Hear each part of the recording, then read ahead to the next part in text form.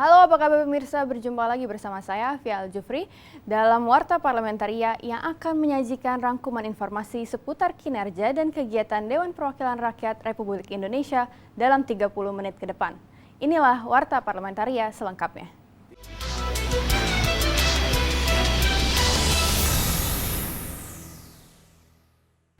Untuk memastikan fasilitas kesehatan yang memadai dan sesuai dengan kriteria untuk mendukung anggota DPR RI menjalankan tugas saat kunjungan ke daerah-daerah, Badan Urusan Rumah Tangga DPR RI meninjau kemitraan PT Asuransi Jasindo dalam menunjuk rumah sakit provider sesuai kriteria program Jakes-Sama.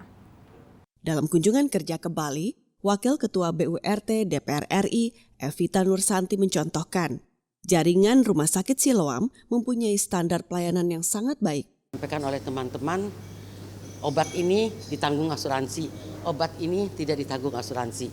Dan ini saya rasa keputusan dan kebijakan ini harus baku. Sebenarnya seperti apa? Setahu saya kita sudah membuat perjanjian dengan Jasindo sebelumnya bahwa apapun yang diresepkan oleh dokter itu wajib menjadi pertanggungjawaban Jasindo. Sementara itu, anggota BURT DPR RI lainnya, Hamid Nur Yasin mengatakan, BURT bertanggung jawab melakukan monitoring dan evaluasi terhadap layanan kesehatan yang diberikan asuransi Jasindo melalui rumah sakit provider bagi anggota DPR RI dan keluarganya. Ketika ada anggota DPR RI yang dari daerah pemilihan Bali, kemudian tugas-tugas AKD, kemudian pimpinan yang kunjungan tugas kenegaraan ke Bali, maka rumah sakit Siloam Hospital ini ataupun rumah sakit yang lain, maka rumah sakit ini harus siap. Dari Provinsi Bali, Arif Naka, TVRI Parlemen melaporkan. Wakil Ketua DPR RI Sufmi Dasko Ahmad menyebut rencana Menteri Koordinator Kemaritiman dan Investasi Luhut Binsar Panjaitan untuk mengaudit lembaga swadaya masyarakat atau LSM perlu pengecekan lebih lanjut soal mekanismenya. Sufmi Dasko menyatakan saat ini pihaknya belum bisa bicara banyak terkait mekanisme audit LSM tersebut. Menurutnya, mekanisme audit non-government organization atau NGO harus dipertimbangkan dengan matang mengingat jumlah LSM di Indonesia cukup banyak. Sufmi Dasko sejatinya menyambut baik semangat yang diungkapkan oleh Menteri Koordinator Kemaritiman dan Investasi Luhut Binsar Panjaitan. Menurutnya LSM harus memiliki semangat keterbukaan, akuntabilitas, dan integritas. Kendati demikian, ia menyerahkan sepenuhnya mekanisme audit LSM kepada pihak yang berwenang. Terkait dengan audit LSM itu biarlah nanti BPK atau BPKP yang kemudian menyatakan apakah audit LSM itu dimungkinkan atau tidak. Nah, LSM di Indonesia ini kan banyak sekali gitu, sehingga kalau kemudian di audit ya tentu mekanismenya nanti akan ya kita lihat dulu BPKP dan BPK mengatakan itu mungkin atau tidak. Tapi semangat yang kemudian disampaikan, nah itu kami setuju bahwa semangat keterbukaan, akuntabilitas dan integritas itu memang harus dimiliki oleh teman-teman LSM begitu. Zikri Yaserto Denus, TVRI Parlemen melaporkan. Badan Urusan Rumah Tangga atau BURT DPR RI mendorong seluruh pemangku kepentingan di Bandara Fatmawati Soekarno Bengkulu untuk mengantisipasi gelombang 3 pandemi COVID-19.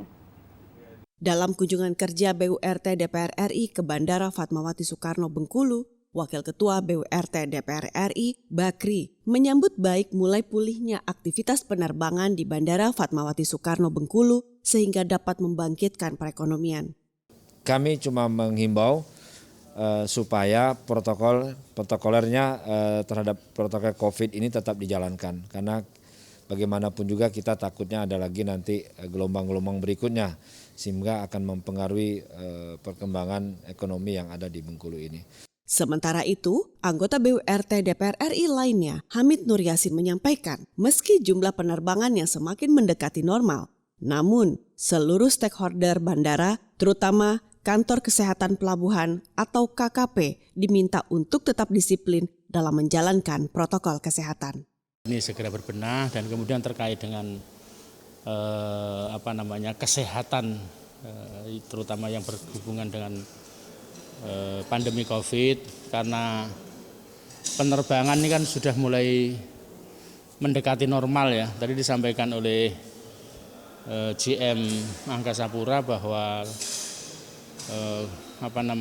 kuota jumlah penerbangan yang disiapkan di sini ini ada 2.500. Dari Bengkulu, Helmi Darmawan, TVR Parlemen melaporkan. Pemirsa, kami masih memiliki banyak informasi lain dalam Warta Parlamentaria. Salah satunya datang dari antisipasi banjir akhir tahun. Tetaplah bersama kami.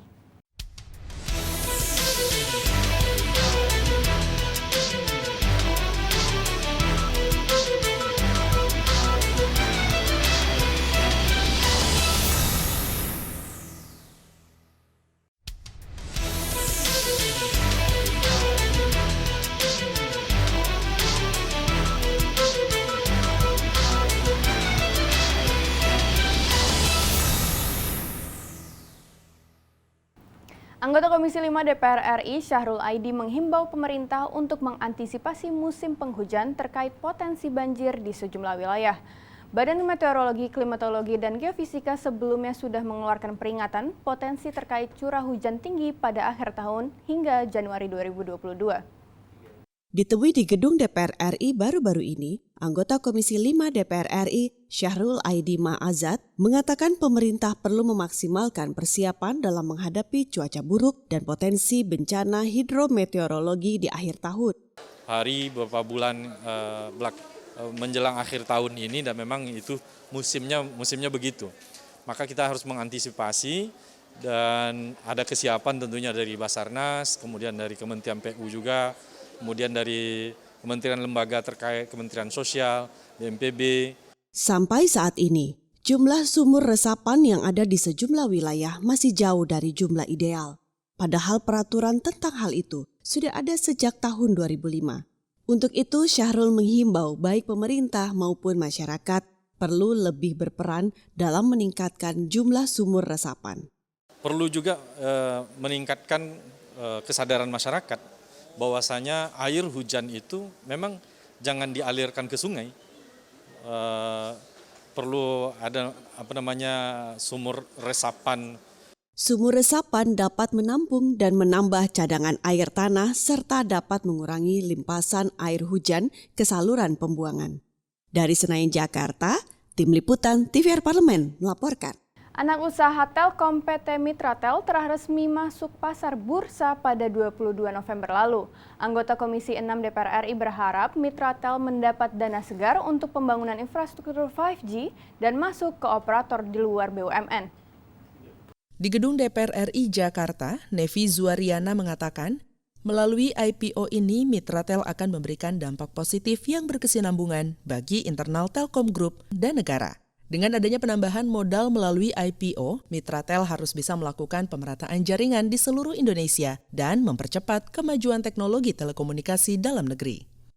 Menguntungkan Telkom sebagai BUMN yang akan bisa memberikan pajak dan dividen yang buat negara, tapi juga bisa dinikmati oleh masyarakat, khususnya masyarakat yang berada di 3T, memiliki hak yang sama ya dengan masyarakat yang gampang mendapatkan sinyal. Senada dengan itu, anggota Komisi 6 DPR RI Dedi Sitorus mendorong Mitratel mengubah budaya organisasi untuk menciptakan target jangka panjang.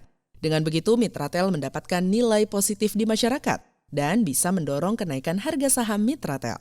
Nilainya itu memang nilai real ya, bukan nilai gorengan gitu ya. Tetapi memang karena sekarang situasinya, memang perusahaan ini kan bisa dikatakan persepsi orang masih sangat positif, dia punya fundamental yang baik. Mitratel melepaskan saham sekitar 23,4 miliar atau 28% dari modal ditempatkan dan disetor perseroan. Elisa dan Aang, TVR Parlemen melaporkan. Sektor pariwisata merupakan salah satu sektor paling terdampak akibat pandemi COVID-19. Anggota Komisi 11 DPR RI mendukung langkah pemerintah memberikan bantuan pada pelaku pariwisata di seluruh daerah di Indonesia. Dalam kunjungan kerja spesifik ke Bali, Charles Meikansyah mengatakan, bantuan stimulus dari pemerintah tentu tidak menutup atau menanggung secara menyeluruh. Namun, diharapkan bisa mensupport kegiatan pariwisata di Indonesia bangkit kembali dan terus berjalan terutama di Bali, sebagai daerah yang pendapatan terbesarnya berasal dari sektor pariwisata. Meski begitu, pelaku industri pariwisata harus tetap menerapkan protokol kesehatan dengan baik. Kepada setiap pelaku pariwisata, saya untuk 3 kali berturut-turut, saya pikir itu sebuah langkah yang tepat dan baik dan perlu kita dukung bersama. Bagaimanapun juga di tengah kesulitan ini negara hadir. Negara memberikan stimulus yang menurut saya walaupun mungkin tidak mencukupi keseluruhan, tetapi setidaknya ini sebagai langkah awal yang bisa dilakukan oleh pemerintah agar industri pariwisata di tanah air khusus yang ada di Bali ini bisa terus berjalan. Saya pikir memang masih banyak lagi stimulus-stimulus. Di tahun 2021, pemerintah menggelontorkan bantuan insentif pemerintah atau BIP untuk pelaku pariwisata sebesar 60 miliar rupiah. Pemerintah juga memberikan dana hibah pariwisata untuk Pemda sebesar 3,7 triliun rupiah. Dari Provinsi Bali, Andri, TVR Parlemen, melaporkan. Pemirsa TV Parlemen, jangan kemana-mana karena kami masih memiliki banyak informasi lain yang menunggu Anda setelah jeda berikut.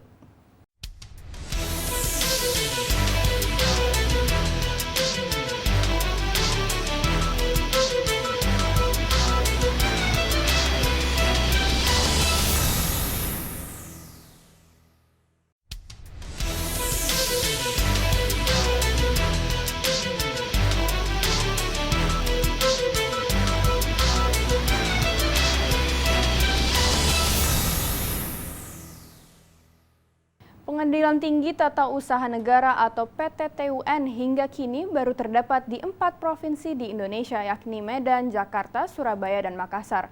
Kondisi ini dinilai belum ideal mengingat wilayah Indonesia sangatlah luas. Untuk itu, Badan Legislasi DPR RI menargetkan PTTUN baru di 4 provinsi yaitu Palembang, Banjarmasin, Mataram, dan Manado rampung pada 4 tahun mendatang. Anggota Balek DPR RI, Ade Rosi Hoirunisa meminta pembentukan PT TUN di 4 provinsi, khususnya di Kalimantan Selatan, dilakukan dengan segera, sehingga masyarakat bisa mendapatkan pelayanan hukum yang lebih cepat, baik, dan murah. Walaupun tadi dalam rencana RUU maksimal 4 tahun, tetapi ada bahasa bahwa lebih cepat lebih baik. Karena apa? Karena 2024 kita sudah menghadapi pemilu serentak, sehingga ya, pasti akan banyak sekali gugatan-gugatan terkait tata usaha negara. Anggota Balek DPR RI Adang Darajatun menyebut PT TUN Banjarmasin akan menjadi pusat dari pengadilan tinggi di wilayah Kalimantan, sehingga masyarakat yang sebelumnya termasuk ke dalam daerah hukum PT TUN Jakarta tidak perlu lagi melakukan banding di Jakarta dan mengeluarkan ongkos yang mahal. Yang tadinya di Kalimantan Barat, Kalimantan Timur, itu tidak usah harus lagi ke Jakarta, tapi cukup datang ke Banjarmasin untuk bisa menyelesaikan perkara-perkara tersebut. Pendekatan pengadilan tinggi itu kepada kehidupan masyarakat. Dari Banjarmasin, Teresia Butar-Butar, TVR Parlemen melaporkan. Komisi 3 DPR RI melakukan pembahasan terkait revisi Undang-Undang Kejaksaan. Komisi 3 DPR RI berharap RUU Kejaksaan bisa memberikan jaminan perlindungan dan meningkatkan kinerja kejaksaan. Ditemui usai pertemuan tim Komisi 3 DPR RI dengan Kejaksaan Tinggi Aceh, Kapolda Aceh, dan akademisi Universitas Syah Kuala dalam rangka membahas tentang rancangan Undang-Undang Kejaksaan, anggota Komisi 3 DPR RI Muhammad Nasir Jamil menegaskan, revisi Undang-Undang Kejaksaan Nomor 16 Tahun 2004 bertujuan untuk meningkatkan perlindungan dan kesejahteraan aparatur kejaksaan. Juga bisa mendapatkan perlindungan dan juga kesejahteraan yang maksimal sehingga mereka bisa bekerja dengan baik dan profesional dalam wilayah hukum Negara Kesatuan Republik Indonesia. Nah, karena itu kan perlu diatur ya kedudukan mereka, fungsi mereka, kemudian juga bagaimana kemudian negara memberikan perhatian dalam konteks kesejahteraan. Anggota Komisi 3 DPR RI Romo HR Muhammad Syafi'i berharap dengan adanya revisi Undang-Undang Kejaksaan ini dapat meningkatkan jaminan perlindungan dan kesejahteraan bagi aparatur kerja kejaksaan beserta keluarganya. Misalnya kan ada perlindungan. Nah, kadangkala dalam menuntut perkara-perkara yang sensitif berhadapan dengan orang-orang kuat, ada juga kekhawatiran rupanya pada oknum kejaksaan dan keluarganya. Dan ini kan perlu dapat perlindungan. Dari Provinsi Aceh, Vinita, TVRI Parlemen melaporkan. Panja Pengembangan Sawit Rakyat Komisi 4 DPR RI meminta pemerintah daerah dan perusahaan perkebunan lebih memperhatikan kondisi petani sawit dengan memberikan kesempatan kepada petani sawit untuk melakukan ekonomi produktif selama masa tunggu panen. Dalam kunjungan kerja spesifik ke Kabupaten Siak, Provinsi Riau, Wakil Ketua Komisi 4 DPR RI, Dedi Mulyadi mengatakan, masa tunggu panen kelapa sawit cukup lama hingga mencapai 5 tahun. Sambil menunggu, petani seharusnya dibolehkan menggunakan areal perkebunan untuk ditanami jenis lain yang masa tunggu panennya lebih cepat dan bernilai ekonomis. Hasil penelitian Badan Litbang Pertanian tidak problem kalau misalnya di areal itu ditanamin jagung, di areal itu ditanamin umbi, di areal itu ditanamin tanaman-tanaman yang lain. Selama recommended dari Badan Litbang nggak ada problem, sehingga tidak terlalu tergantung pada nunggu hasil perkebunan sawit, itu yang pertama. Anggota Komisi 4 DPR RI Darori Wonodipuro mengatakan, persoalan lain dari petani sawit di Siak adalah ketidakjelasan status lahan sawit rakyat seluas 3,5 juta hektar yang sudah replanting karena sebagian besar berada di kawasan hutan. Maka kami rekomendasikan karena untuk sampah sawit umur 1-3 tahun bisa tumpang sari jagung, setahun bisa 2 kali. Nah ini perlu, tadi saya minta Bupati panggil perusahaannya, dicoba dulu lah di Siak seperti apa, nanam jagung di antar kelapa sawit. Dari Provinsi Riau, Domingus Titi Heru, TVRI Parlemen melaporkan. Dan berakhir sudah perjumpaan kita dalam Warta Parlamentaria. Saya Afia Jufri beserta seluruh kerabat kerja yang bertugas undur diri. Sampai jumpa di Warta Parlamentaria selanjutnya.